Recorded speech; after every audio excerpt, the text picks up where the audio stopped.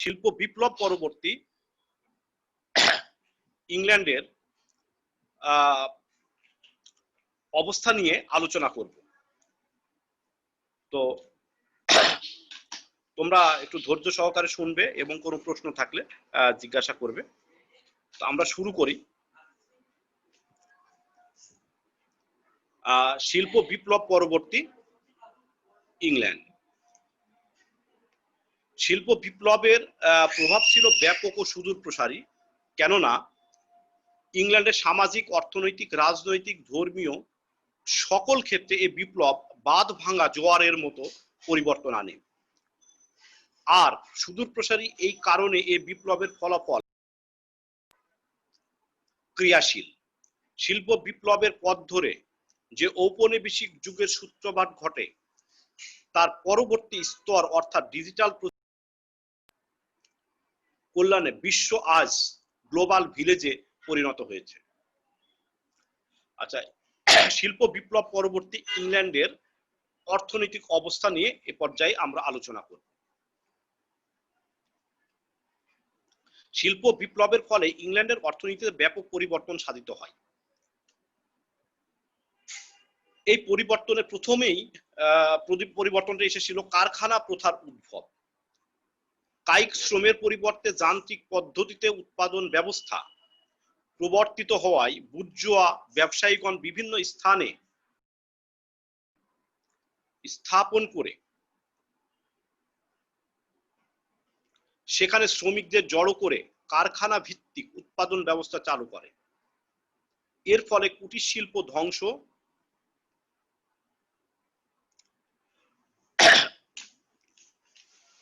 হয়, কারখানাগুলো সে স্থান দখল করে। অবশ্য এর ফলে পূর্বের তুলনায় উৎপাদন বহুগুণ বৃদ্ধি পায়। 1801 থেকে 1815 সালের মধ্যে শিল্পোৎপাদন বার্ষিক 4 ভাগেরও বেশি হারে বৃদ্ধি পায়। জাতীয় আয়ে একদিকে কৃষির অবদান 32.5 থেকে 22 ভাগে নেমে আসে, অন্যদিকে শিল্প খাতের অবদান 23.4 থেকে 36.5 ভাগ বৃদ্ধি পায়। অনুরূপভাবে কারখানায় নিয়োজিত জনসংখ্যা উক্ত সময়ের মধ্যে 30 থেকে 43 ভাগ বৃদ্ধি পায়। 1850 সাল নাগাদ ব্রিটেনের প্রায় 500,000 লোক শুধু বস্ত্র শিল্পে নিযুক্ত ছিল। একই বছর বিশ্বে যত লোহা উৎপাদিত হয়েছে তার অর্ধেক উৎপাদিত হয়েছিল ইংল্যান্ডের কারখানাগুলোতে। ইংল্যান্ডের ফ্যাক্টরিগুলোর উৎপাদিত পণ্য পৃথিবীর প্রায় সকল দেশেই রপ্তানি হতো। এজন্য 1850 সাল নাগাদ ব্রিটেন বিশ্বের প্রধান কারখানায় পরিণত হয়। পুঁজিবাদের উদ্ভব, মানে শিল্প বিপ্লবের ফলে কুটির শিল্প ধ্বংসপ্রাপ্ত হয়ে বৃহৎ শিল্পের প্রসার ঘটলে তাতে ব্যাপক পুঁজি বিনিয়োগের প্রয়োজন হয়, যা ক্ষুদ্র উদ্যোক্তার পক্ষে যোগান দেওয়া সম্ভব ছিল না। এর ফলে পুঁজিপতি শ্রেণী ও অর্থ লগ্নিকারী প্রতিষ্ঠানগুলো শিল্পে পুঁজি বিনিয়োগ করে শিল্প উৎপাদন ব্যবস্থার সমগ্র মালিকানা নিজেরা করায়ত্ত করে নেয়। শিল্প মালিকগণ বিশ্ব বাজারে বিক্রয়ের জন্য দেশীয় চাহিদার চেয়ে বেশি পণ্য উৎপাদন করে ইচ্ছে মতো মূল্য বেঁধে দেয়। এ পণ্য দেশে বিদেশে বিক্রি করে আর্থিক মুনাফা করে সেই মুনাফা আবার শিল্পে বিনিয়োগ করে। এভাবে দেশের উৎপাদন ব্যবস্থা একচেটিয়া ভাবে পুঁজিপতি শ্রেণীর হাতে চলে যায়। মূলধন পুঁজিপতি শ্রেণীর লক্ষ্য হয় শ্রমিকদের কম মজুরি দিয়ে বেশি মুনাফা করা। এর ফলে কার্ল মার্কসের ভাষায় ধনী আরো ধনী হয়, গরিব আরো গরিব হয়। নতুন নতুন শহরের সৃষ্টি। শিল্প বিপ্লবের ফলে লৌহ ও কয়লা উৎপাদন এলাকার সন্নিকটে নতুন নতুন শহর গড়ে ওঠে, কেননা কারখানার কাজ পাওয়ার উদ্দেশ্যে দলে দলে গ্রাম হতে লোকজন এতদ অঞ্চলে গমন করে। যেমন ম্যানচেস্টার শহরটির জনসংখ্যা বৃদ্ধি পেয়ে ঘনত্বে 1841 সালে 25 ভাগ হতে 60 ভাগে উন্নীত হয়। এভাবে Norwich, Bristol, Birmingham, Glasgow, Liverpool, Leeds, Bradford, Sheffield বৃহৎ জনসংখ্যা বহুল নগরে পরিণত হয়। অবশ্য অপরিকল্পিতভাবে বেড়ে ওঠা এসব নগরে না ছিল উন্নত পয় নিষ্কাশন ব্যবস্থা, না ছিল ভালো বাতাসের ব্যবস্থা। ঘিঞ্জি এলাকার মতো গড়ে উঠেছিল এসব নগর। এজন্য এই নগরগুলোকে বলা হতো barracks for cheap labour, not homes for citizens. কৃষি প্রধান দেশ হতে শিল্প প্রধান দেশে রূপান্তর।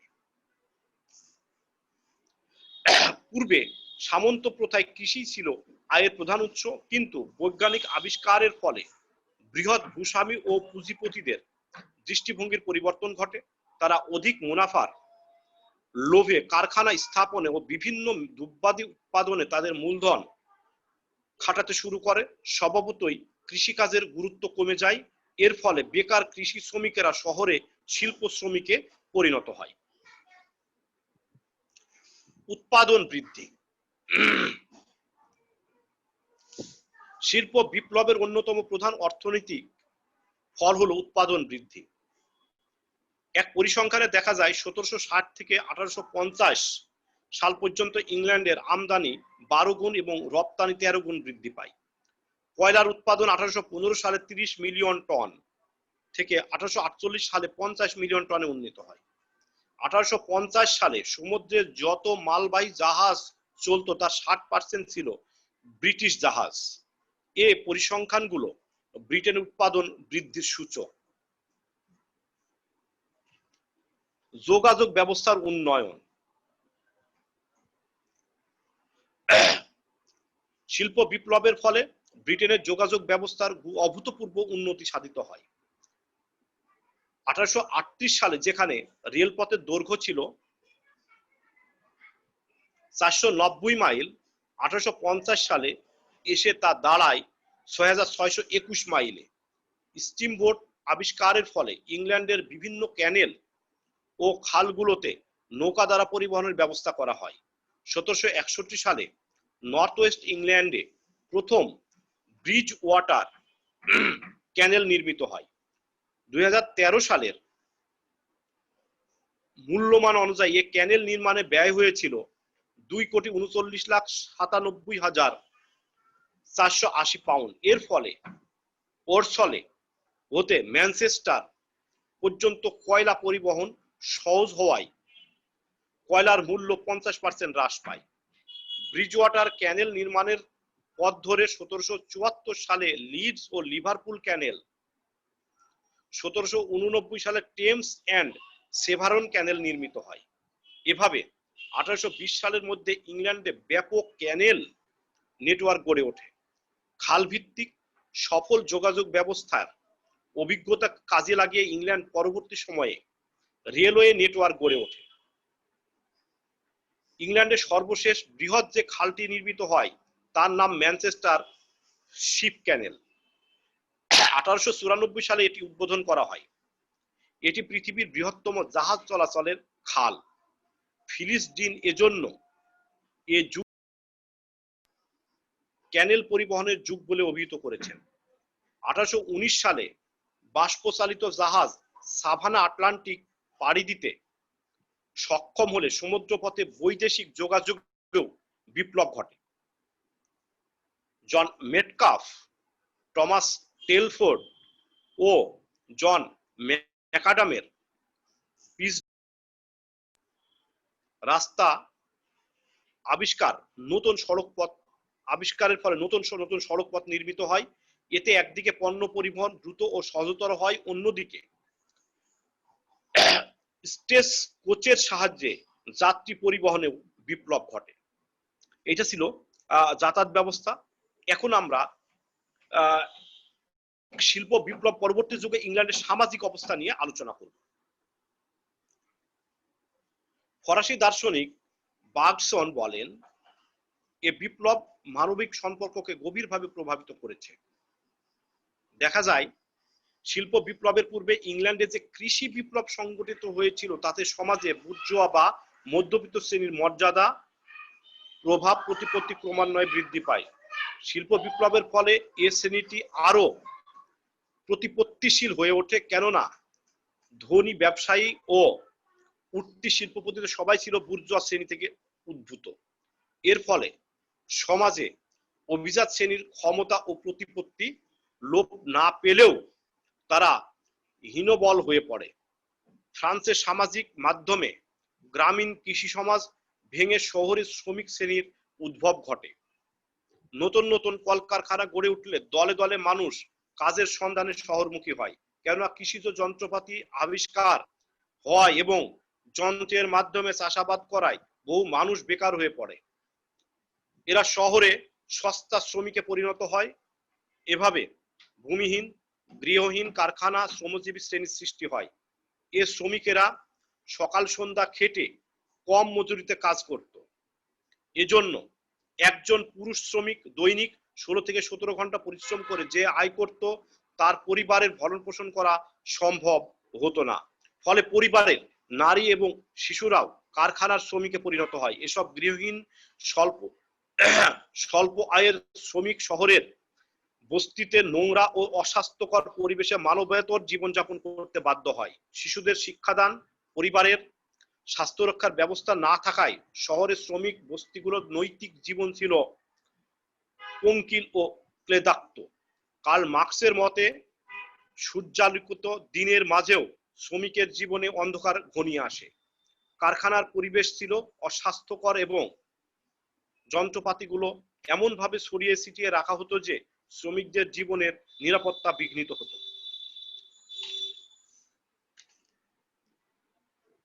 শিল্প বিপ্লব ইংল্যান্ডের সামাজিক স্তর বিন্যাসে নতুন মেরুকরণ ঘটায়। পূর্বে কৃষিভিত্তিক সামন্ত সমাজে ছিল প্রধানত দুটি শ্রেণী, লর্ড ও ভ্যাসাল। এখন তাহলে আগে সামন্ত কৃষিভিত্তিক সামন্ত সমাজে ছিল লর্ড ও ভ্যাসাল, এই দুটা শ্রেণী। এখন সমাজ বুর্জোয়া শ্রমিক শ্রেণীতে বিভক্ত হয়। বুর্জোয়াদের মধ্যে আবার ধনী, মধ্যবিত্ত, নিম্নবিত্ত তিনটি স্তর দেখা যায়। শিল্প বিপ্লবের অপর একটি দিক হলো শিশুশ্রম। যেহেতু অল্প বয়স্ক বালক বালিকারা প্রতিবাদ করতে জানতো না, তাই তাদের স্বল্প মজুরিতে ঘন্টার পর ঘন্টা খাটিয়ে নেওয়া যেত। শুরুর দিকে শিল্প শ্রমিকদের স্বার্থ রক্ষার জন্য কোনো আইন না থাকায় বুর্জোয়া শ্রেণীর অব্যাহত শোষণে ইংল্যান্ডের শ্রমিক সমাজে অসন্তোষ দানা বাঁধতে থাকে। এর ফলে শিল্প সমৃদ্ধ দেশগুলোতে সমাজতান্ত্রিক আদর্শ জনপ্রিয় হতে শুরু করে। শিল্প বিপ্লবের ফলে ইংল্যান্ডের জনসংখ্যার বিন্যাসে পরিবর্তন আসে। গ্রামগুলো জনশূন্য হয়ে পড়ে, অপরদিকে শহরগুলো বর্ধিত জনসংখ্যার ভারে নুজো হয়ে পড়ে। ইংল্যান্ডের উত্তর ও মধ্যাঞ্চলে কলকারখানা, কৃষি বৃদ্ধি পেলে দক্ষিণাঞ্চলে হতে লোকজন উত্তরে চলে আসে, ফলে দক্ষিণ ইংল্যান্ড গুরুত্ব হারায়। এটা ছিল আমাদের সামাজিক অবস্থা ইংল্যান্ড শিল্প বিপ্লব পরবর্তী যুগে। এখন আমরা শিল্প বিপ্লব পরবর্তী যুগে ইংল্যান্ডের রাজনৈতিক অবস্থা নিয়ে আলোচনা করব।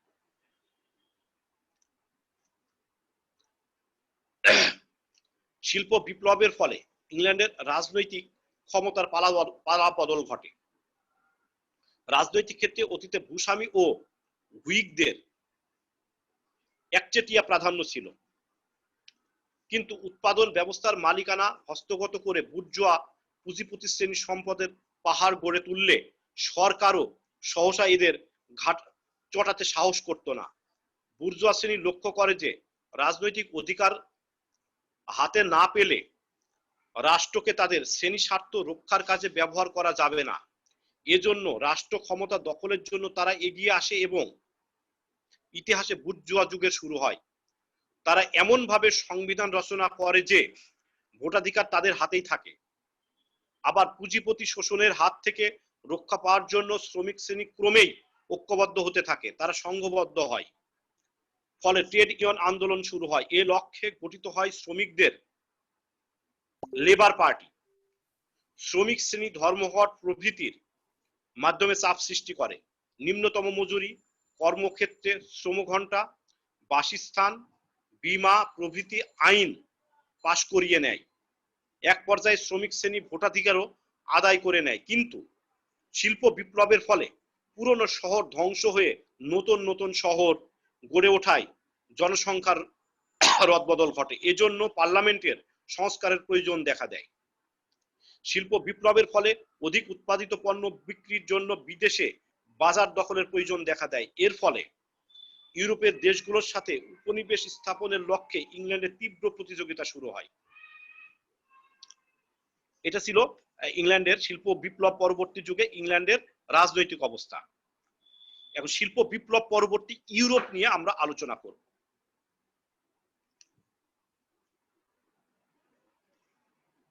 শিল্প বিপ্লবের ফলে ইংল্যান্ড অতি অল্প সময়ের মধ্যে বিশ্বে অপ্রতিদ্বন্দ্বী অর্থনৈতিক শক্তিতে পরিণত হলে অপর রাষ্ট্রগুলো ইংল্যান্ডকে অনুসরণ করে তাদের দেশকে শিল্পের দিকে ধাবিত করে। এ পর্যায়ে আমরা বেলজিয়াম এর শিল্প বিপ্লব পরবর্তী যুগে ইংল্যান্ডের শিল্প পরবর্তী যুগে বেলজিয়ামের অবস্থা কি ছিল সেই বিষয় নিয়ে আমরা আলোচনা করব। ইংল্যান্ডের পর দ্বিতীয় যে ইউরোপীয় রাষ্ট্রে শিল্প বিপ্লব ঘটে সেটি হলো বেলজিয়াম। 1820 সালের দিকে বেলজিয়ামে শিল্প বিপ্লব শুরু হয়। তবে 1830-এর পর যখন বেলজিয়াম স্বাধীনতা লাভ করে তখন থেকে কয়লা খনিগুলোর আশপাশে অসংখ্য লোক কয়লা উৎপাদন কারখানা এবং রোলিং মিলে কাজ শুরু করে। বেলজিয়ামের ওয়ালোনিয়া অঞ্চল ব্রিটেনের পর বিশ্বের দ্বিতীয় বৃহত্তম শিল্পাঞ্চলে পরিণত হয়। 1830-এর পর ফিলিপি রেক্সন লিখেছিলেন, it was not propaganda but really the Walloon regions were becoming the second industrial power all over the world after Britain. তবে বেলজিয়ামে শিল্প বিপ্লবের প্রভাব ছিল ইংল্যান্ডের চেয়ে ভিন্ন মাত্রার। শিল্পায়ন এখানে ব্রিটেনের মতো আধুনিক জনসংখ্যাবহুল নগরায়ন ঘটায়নি। বেলজিয়ামে শিল্প বিপ্লবের অন্যতম দুটি কারণ হলো ইংল্যান্ডের সাথে এর ব্যবসায়িক সম্পর্ক এবং বেলজিয়ামের ভৌগোলিক অবস্থান ও প্রাকৃতিক সম্পদের প্রাচুর্য। বেলজিয়ামে বিপুল পরিমাণ লোহা ও কয়লার খনি থাকায় তা শিল্প সহায়ক হয়ে ওঠে। এরপরে আমরা ইউরোপের যে দেশটি নিয়ে আলোচনা করব সেটা হচ্ছে সুইডেন।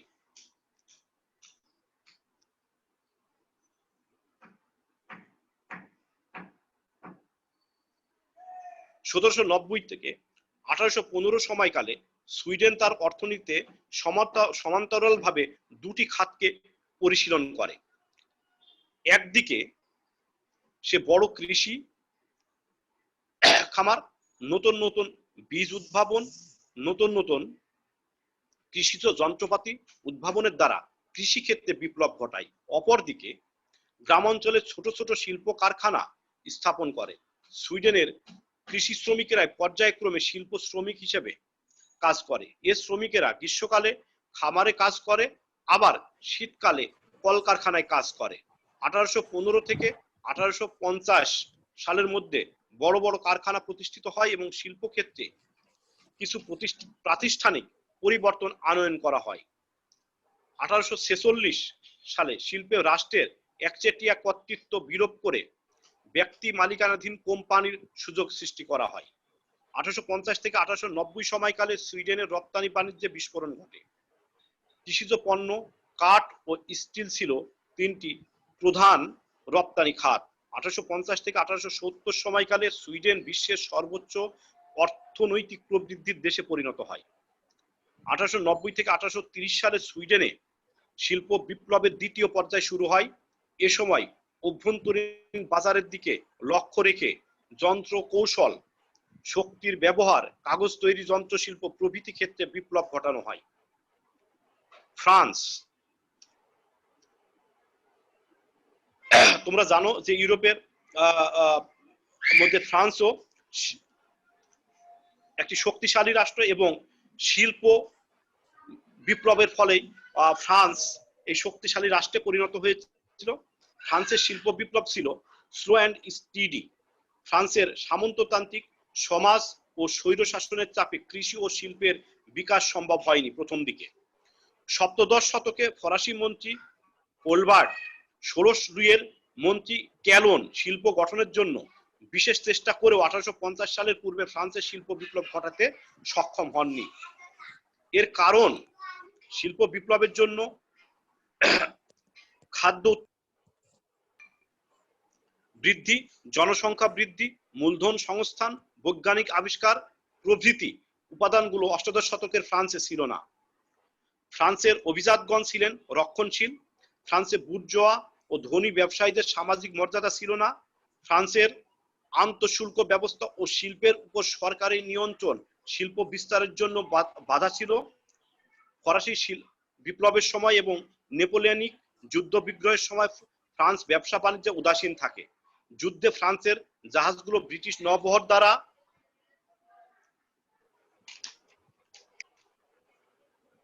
ধ্বংসপ্রাপ্ত হলে বৈদেশিক বাণিজ্যে মন্দা দেখা দেয়। উপরন্তু ফ্রান্সে মূলধন সরবরাহের ঘাটতি ছিল। তৃতীয় নেপোলিয়ন শিল্প ব্যাংক স্থাপন করে পেরিয়ার কোম্পানি প্রভৃতির সাহায্যে মূলধন সরবরাহ শুরু করলে ফ্রান্স শিল্প বিপ্লব টেক অফ বা উড্ডয়ন শুরু করে। এর পূর্বে 1815 থেকে 1848 সাল পর্যন্ত শিল্পের প্রসার ছিল মন্থর। 1821 থেকে 1847 সময়কালে ঢালাই লোহার উৎপাদন 3 গুণ বৃদ্ধি পায়। এ সময়ের মধ্যে 30,000 কিলোমিটার পাকা রাস্তা তৈরি হয়। 1843 সালে প্যারিস থেকে সেন্ট জার্মেন পর্যন্ত রেলপথ স্থাপিত হয়। 1848 সাল নাগাদ 2000 মাইল রেলপথ স্থাপিত হয়। 1837 সালে বস্ত্র শিল্পের ক্ষেত্রে যন্ত্রের দ্বারা উৎপাদন শুরু হয়। 1850 সাল থেকে আলসেসের কয়লা খনি থেকে কয়লা উত্তোলন শুরু হলে এর উৎপাদন দাঁড়ায় 50 লাখ টন। লোরেন অঞ্চলকে কেন্দ্র করে গড়ে ওঠে লোহা ঢালাইয়ের কারখানা। ফ্রান্স তার অভ্যন্তরীণ বাজারের চাহিদা মাথায় রেখে শিল্প গঠন করে, কেননা ইংল্যান্ডের সাথে লড়াইয়ে তার উপনিবেশগুলো হাতছাড়া হয়েছিল। 1870 সালে ফ্রান্সকো জার্মান যুদ্ধে শিল্প ও খনিজ সম্পদ আলসাস ও লোরেন অঞ্চল জার্মানিকে ছেড়ে দিতে বাধ্য হলে ফ্রান্সের শিল্পের অগ্রগতি ব্যাহত হয়।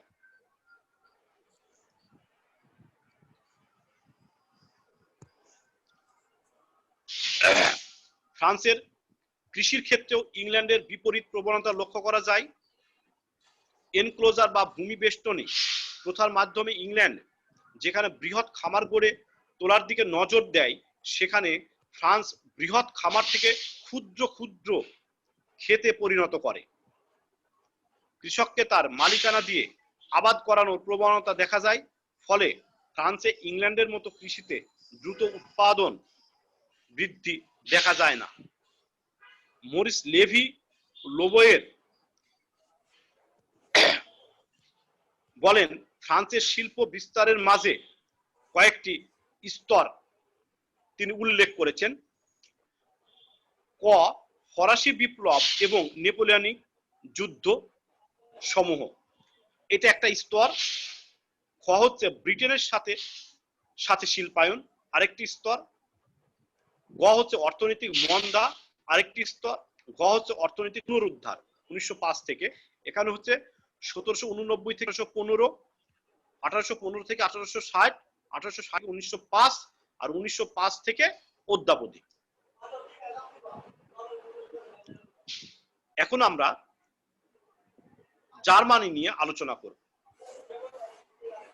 নেপোলিয়নের পতনকালে 1815 সালে ব্রিটেনের শিল্প বিপ্লব যখন উত্তরোত্তর গতি সঞ্চার করেছিল, তখন জার্মানি ছিল 38টি রাজ্যে বিভক্ত কৃষি প্রধান একটি দেশ।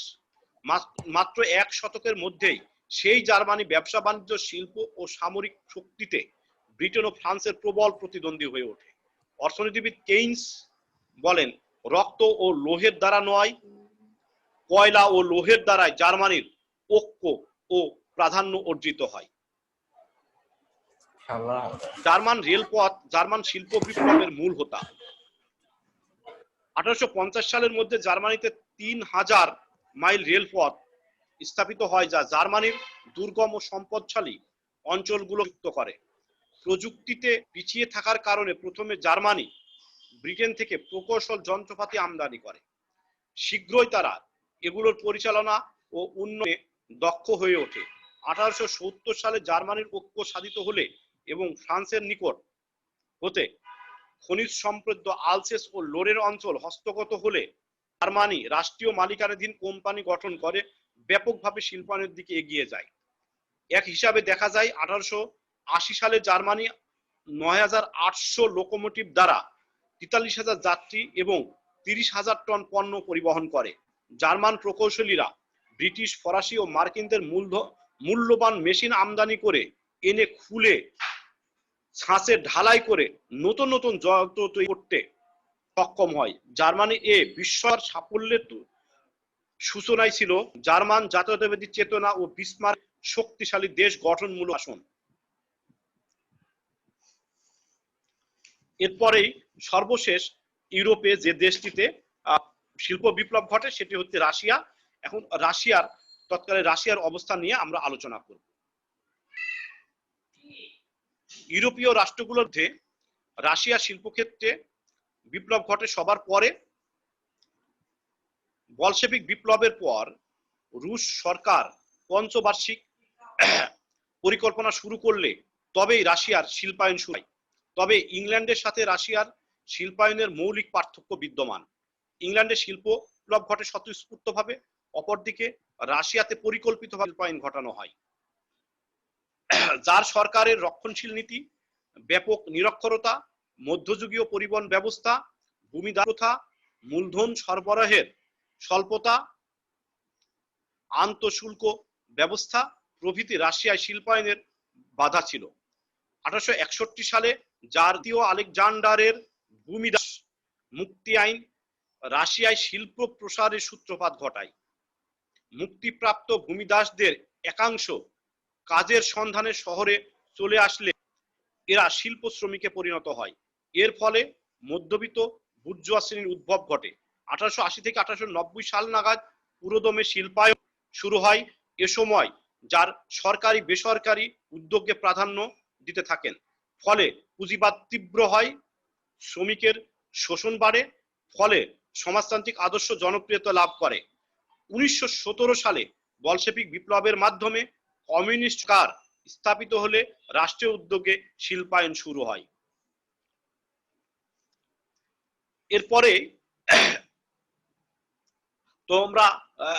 তোমাদের সামনে আমি তুলে ধরেছি ইংল্যান্ডের শিল্প বিপ্লবের পরে ইউরোপের অপর রাষ্ট্রে কিভাবে শিল্পায়ন শুরু হয়েছিল সে বিষয় নিয়ে আমরা আলোচনা করেছি।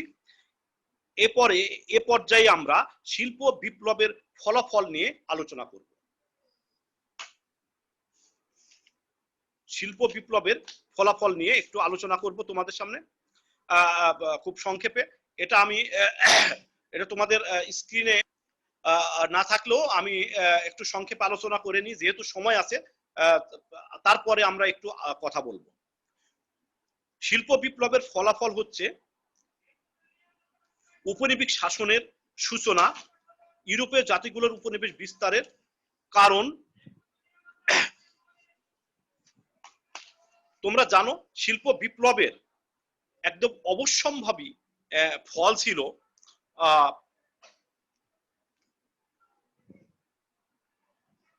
সেটা হচ্ছে উপনিবেশ শাসন। কারণ তোমাদের আগে আলোচনার মধ্যে বলেছি যে উপনিবেশিক শাসন কেন হয়েছিল, যে নতুন নতুন আবিষ্কার এবং বাজার, এই আবিষ্কারের ফলে সেই সব পণ্য সহজে অন্যত্র বিক্রি করার জন্য নতুন নতুন বাজার সৃষ্টির প্রয়োজন হয়। আর তাতে করে ইউরোপীয় রাষ্ট্রগুলো এই ঔপনিবেশিক প্রতিদ্বন্দ্বিতা, উপনিবেশিক স্থাপনের প্রতিদ্বন্দ্বিতায় নিজেদেরকে নিয়োজিত করে। তার মধ্যে যেহেতু ইংল্যান্ড সবার চাইতে এগিয়ে ছিল, কারণ ইংল্যান্ড প্রথমেই শিল্প বিপ্লব ঘটেছিল এবং ইউরোপে না সারা পৃথিবীতে সে সময় ইংল্যান্ড অর্থনৈতিক এবং নৈসর্গিক দিক থেকে শ্রেষ্ঠত্ব অর্জন করেছিল এবং সে কারণেই ইংল্যান্ড পৃথিবী তাদের উপনিবেশ গড়ে তুলতে সক্ষম হয়েছিল। তো আমরা সেই উপনিবেশ শাসনের সূচনাটা নিয়ে একটু আলোচনা করব। নেক্সট ক্লাসে এর ব্যাপকতা, এই উপনিবেশ এই শাসন শুরুর ব্যবস্থা নিয়ে আলোচনা করব আগামী ক্লাসে। তাহলে আগামী ক্লাসে আমাদের এই চ্যাপ্টারটা শেষ হয়ে যাবে ইনশাল্লাহ। তো আমি তোমাদেরকে বলি সংক্ষেপে, সাম্রাজ্যবাদ বা উপনিবেশ স্থাপনের ধারণা অতি প্রাচীন, তোমরা জানো। তবে প্রাচীন যুগের মহামতি আলেকজান্ডার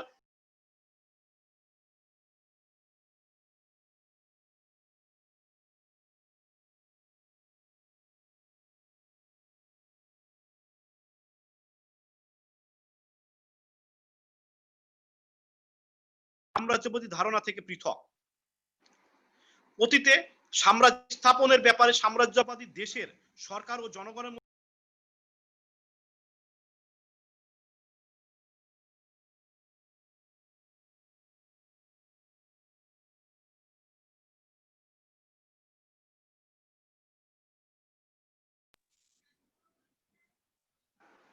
অতীতে সাম্রাজ্য স্থাপনের ব্যাপারে সাম্রাজ্যবাদী দেশের সরকার ও জনগণের মধ্যে মিশ্র প্রতিক্রিয়া ছিল। এ সময় সাম্রাজ্যবাদী কর্মকাণ্ডের পেছনে